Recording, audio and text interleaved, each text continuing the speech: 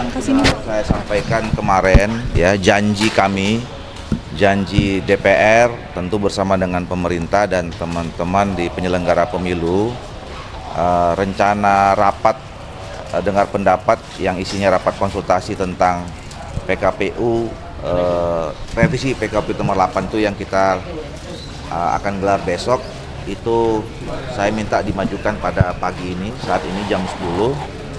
Yang ini adalah proses formil saja.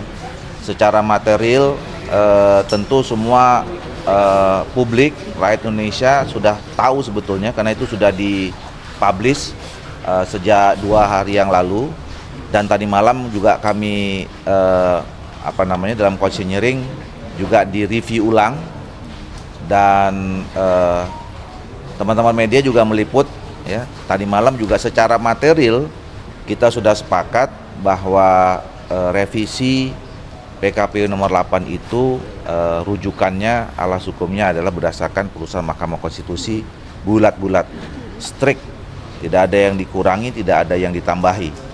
Jadi mengacu pada putusan Mahkamah Konstitusi nomor 60 dan 70, baik amar maupun penjelasannya. Nah, jadi pagi ini hanya proses formilnya saja, mungkin nggak terlalu lama. Dan kami juga langsung mengundang, biasanya kan kalau rapat konsultasi itu unsur yang hadir adalah DPR yang diwakili oleh Komisi 2, kemudian KPU RI, Bawaslu RI, DKPP, dan wakil pemerintah biasanya dari Kemendagri. Tapi hari ini kami tambah dengan mengundang Kemenkumham. Jadi ada dirjen, salah satu dirjen yang diutus oleh Menteri Hukum dan HAM. Oh, Menkumnya datang. Oh, Menkumnya justru Menkumnya yang datang. Ya, ini kami sengaja mengundang supaya begitu langsung diputuskan bisa langsung didaftarkan ke lembar negara untuk segera bisa berlaku. Gitu. Langsung disahkan hari ini, Bang Dodi, apakah? Ya, biasanya memang sebetulnya begitu sudah diketuk, disetujui di rapat konsultasi DPR, itu secara otomatis sudah berlaku secara politik. Tetapi secara administratif, hukum, tentu harus didaftarkan ke Kemenkumham. Dan selama ini kan kita belum pernah mengundang Kemenkumham dalam ini. Tapi karena ini urgent, karena masyarakat menunggu, putusan ini harus segera berlaku, kami hari ini untuk pertama kali ini mengundang Kemenkumham untuk hadir, agar begitu diputuskan, langsung bisa masuk diproses secara administrasi ke Kementerian Hukum dan HAM. Kalau untuk rapat besok, Bang Dodi, berarti tetap diselenggarakan untuk mekanisme formulir yang rencana besok? Oh enggak, jadi kan begini, yang seperti saya jelaskan, sebetulnya kan konseling tadi malam dan rapat besok hari Senin itu adalah untuk membahas rancangan PKPU, 3 rancangan PKPU, yaitu tentang logistik, tentang dana kampanye dan kampanye, kemudian ada 3 Perbawaslu, berkaitan dengan soal pengawasan pencalonan, penyelesaian perselisihan, dan satu lagi lupa saya judulnya apa gitu. Nah, ini sudah dijadwal dari 2 minggu yang lalu sebenarnya. Tapi karena di dalam seminggu terakhir ini ada putusan Mahkamah Konstitusi yang mengharuskan, karena itu final and binding, maka semua peraturan di bawahnya termasuk PKPU dan Perbawaslu harus menyesuaikan, ya. Maka kemudian kita juga menyisipkan agenda soal revisi PKPU nomor 8 itu.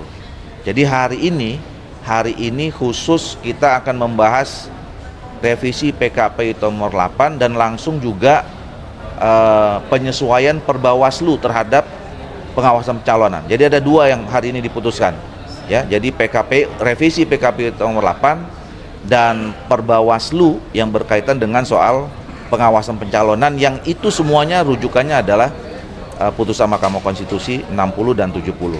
Nah, besok kami tetap rapat lagi untuk membahas yang 3 PKPU dan 3 Perbawaslu yang tadi malam juga sudah kita konselingkan gitu.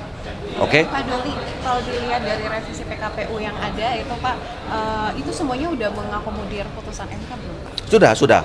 Kan saya kira masyarakat sudah lihat semua, ya, draftnya, dan tadi malam juga kami review lagi secara terbuka. Biasanya rapat konseling itu tertutup. Saya yang minta supaya teman-teman media bisa masuk, bahkan diliput secara live yang saya tahu gitu, dan udah terpampang secara jelas ya bahwa tidak ada yang dikurangi, tidak ada yang ditambahi. Semua putusan Mahkamah Konstitusi 60 dan 70 baik putusan maupun amar maupun penjelasannya itu sudah masuk semua dalam PKPU. Oke? Bang, kemarin kan dibilang sudah izin pimpinannya Bang rapat hari Minggu. Ya. RDPU kan baru bilang udah izin pimpinan. Ya. Untuk RDPU hari ini yang bukan atas pimpinan siapa Bang? Untuk RDPU hari Minggu ini. Ya, kita ngajukan surat pimpinan. Saya koordinasi dengan Pak Dasko dan kan kita ada proses administrasi. Suratnya udah keluar langsung tadi malam, kita sampaikan ke mitra kita masing-masing yang akan diundang pagi ini. Alhamdulillah udah pagi ini udah datang semuanya, mitranya udah bisa berlangsung. Oke? Per besok udah mulai berlaku ya Bang? Ya mudah-mudahan mungkin kalau mungkin kalau kantornya bisa buka dalam hitungan jam mungkin udah bisa berlaku. Tapi secara politik saya katakan, secara politik begitu diputuskan di dalam rapat konsultasi itu sebenarnya sudah berlaku gitu. Oke? Ya. Terima kasih.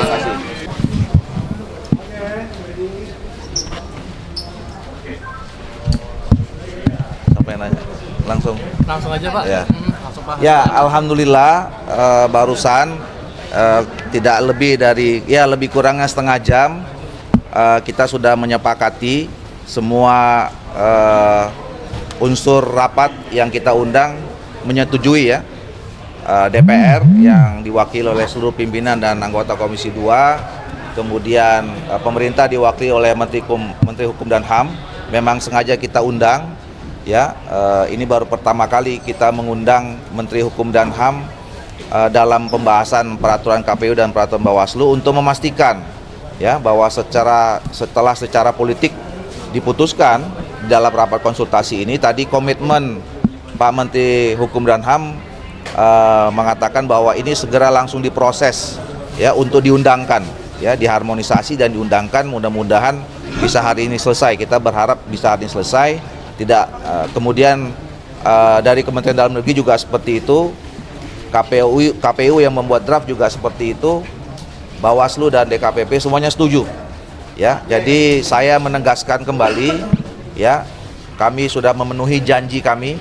Jadi tidak ada lagi keraguan ya pada masyarakat Indonesia.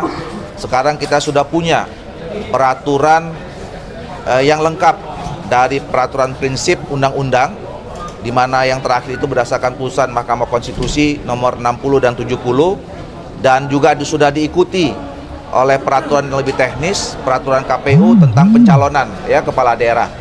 Jadi insya Allah tidak lagi ada keraguan, tidak ada lagi sakwa sangka, tidak ada lagi spekulasi. Maka kita sudah punya peraturan yang lengkap untuk pencalonan sampai juga tentang pilkada ya 2024. Jadi kami juga dalam kesempatan ini sekali lagi tidak henti-hentinya mengucapkan terima kasih ya kepada adik-adik mahasiswa. Kami bangga sekali apa yang sudah diperjuangkan oleh adik-adik, kemudian para guru besar, kemudian juga pada elemen masyarakat seluruhnya, sipil yang berapa hari kemarin datang ke DPR untuk mengingatkan kami, mengawal kami ya. Dan saya kira inilah proses sejarah yang luar biasa. Kita menegakkan konstitusi kita dan menjaga serta merawat demokrasi di republik yang kita cintai ini. Bang, ini kan maju dari agenda awal ya Bang, jadwalnya Ya. alasannya apa Bang? Iya, saya kira memang betul kita sudah merencanakan besok jam 10. Tetapi kena lihat dinamika ya, saya merasakan betul ya keinginan, kemudian keinginan adanya kepastian ya dari masyarakat Indonesia ya. Ada yang khawatir bahwa nanti kalau tidak segera diputuskan nanti ada dikhawatirkan ada penyimpangan-penyimpangan ya, dan itu kan membuat kita menjadi pro kontra di antara kita gitu ya. Oleh karena itu saya mengambil inisiatif kemarin ya, saya berkomunikasi dengan pimpinan DPR untuk meminta dimajukan, dan alhamdulillah pimpinan DPR menyetujui karena ini hari libur ya, hari libur, dan memang kalau mau rapat harus ada izin pimpinan. Dan saya juga sudah komunikasi dengan Pak Mensesnek, Pak Mendagri, pemerintah juga setuju lebih cepat, lebih bagus, dan alhamdulillah yang memenuhi proses administrasi tertib tata tertib DPR, maka yang paling mungkin dan paling cepat dilakukan pagi ini. Nah, alhamdulillah sudah selesai. Pak, jadi 3 PKPU dan Jadi kita masih punya sisa lagi, besok pagi tetap kami rapat jam 10 pagi, itu membahas 3 PKPU dan 3 Perbawaslu. 3 PKPU itu adalah satu masalah PKPU tentang logistik, kemudian yang kedua tentang dana kampanye, kemudian yang ketiga adalah tentang kampanye. Sedangkan Perbawaslunya yang pertama adalah Perbawaslu tentang pengawasan pencalonan. Jadi yang PKPU ini kan harus juga disandingkan dengan Perbawaslu tentang pengawasan pencalonan. Kemudian yang 2 lagi adalah soal pengawasan kampanye. Kemudian satu lagi soal saya lupa ya. Jadi ada 3 PKPU dan 3 Perbawaslu besok yang akan kita bahas. Pak Doni, pertanyaan di luar dari yang rapat hari ini, kemarin kan sempat viral nih masalah mulai dari Golkar sendiri, Pak Bahlil yang ada foto bahwa dia sedang minum, nah itu tanggapannya bagaimana? Saya kira kita fokus bicara tentang soal soal PKPU ini aja ya. Cukup. Kalau dengan ditetapkannya PKPU hari ini akan berpengaruh juga nggak kalau dari Golkar untuk kepala daerah yang akan diusung? Saya kira memang tentu pasti begini, kalau dalam posisi sebagai polisi Partai Golkar, ya, Golkar kan sudah menetapkan hampir seluruh calon, ya, pasangan calon di seluruh daerah di 508 dan 37 provinsi. Tentu penetapan calon itu berdasarkan pertimbangan yang cukup matang, ya, seperti yang saya katakan beberapa kali, ya, bahwa penetapan pasangan calon Partai Golkar itu yang pertama kali prinsipnya adalah bagaimana calon yang kita usung itu adalah calon yang punya potensi untuk menang. Yang kedua, prinsip yang kedua adalah karena kami adalah bagian dari Koalisi Indonesia Maju, tentu dalam proses penetapan itu ada komunikasi yang intensif dengan teman-teman Koalisi Indonesia Maju. Koridornya di antara itu. Nah, jadi sebetulnya dengan perubahan apapun dalam peraturan atau aturan main dalam pilkada ini, tentu kami tetap masih punya keyakinan bahwa calon atau pasangan yang kita usung itu adalah calon yang kuat, calon yang punya potensi untuk menang. Bahwa ada peraturan yang berubah, tentu itu akan merubah strateginya juga, ya. Misalnya apa? Tentu akan berbeda, ya. Ketika kita berkompetisi menghadapi satu pasangan calon dengan 2 atau 3 pasangan calon yang memang dimungkinkan akan terjadi setelah keluarnya putusan Mahkamah Konstitusi ini. Jadi kan PKPU itu tadi menjelaskan syarat ambang batasnya itu lebih mudah, ya, lebih mudah. Jadi memang konsekuensinya akan berpotensi munculnya pasangan-pasangan calon baru di setiap daerah. Nah, tapi buat Golkar, buat teman-teman Koalisi Indonesia Maju, ya, kami sudah siap, ya, menghadapi kompetisi, apakah itu dengan 1, 2 atau 3 pasangan calon. Insya Allah Golkar dengan koalisinya tetap siap. Tapi memang tentu akan merubah strategi, ya, di dalam proses pemenangan itu. Bang, soal nama termasuk juga di Banten, gimana Bang? Kalau soal nama-nama Indonesia termasuk juga di Banten kan belum ada kepastian. Iya, memang belum. Nanti hari ini, ya, Pak Bahlil sebagai Ketua Umum kan sudah ada jajaran pengurusnya, ya, yang 9 orang itu. Saya dapat informasinya akan jam 2 ini akan mengumumkan, ya, nama-nama resmi siapa yang nanti akan diusung oleh Partai Golkar. Bang, tadi Perbawaslunya itu poin-poinnya besok apa aja sih Bang yang utamanya itu? Tentu tentang pencalonan saja. Jadi kan ini proses pencalonan ini kan harus diawasi, ya, harus diawasi. Batas usia dan lain-lain gitu Bang. Ya, termasuk itu,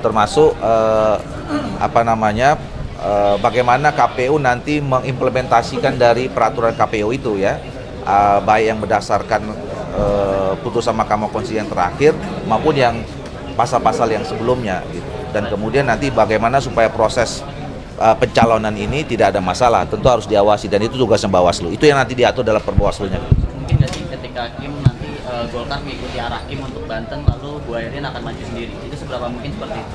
Saya kira nanti itu pembicaranya antara Ketua Umum yang baru Pak Bahlil dengan Ketua Umum partai politik yang tergabung dalam Koalisi Indonesia Maju. Tapi Pak, seharusnya sebagai kader, apakah Airin harus mematuhi putusan Golkar atau seperti apa? Saya kira Pak Bahlil sebagai Ketua Umum akan bisa menyelesaikan ya, akan bisa mengharmonisasi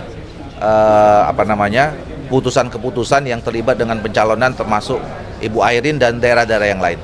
Oke, cukup ya.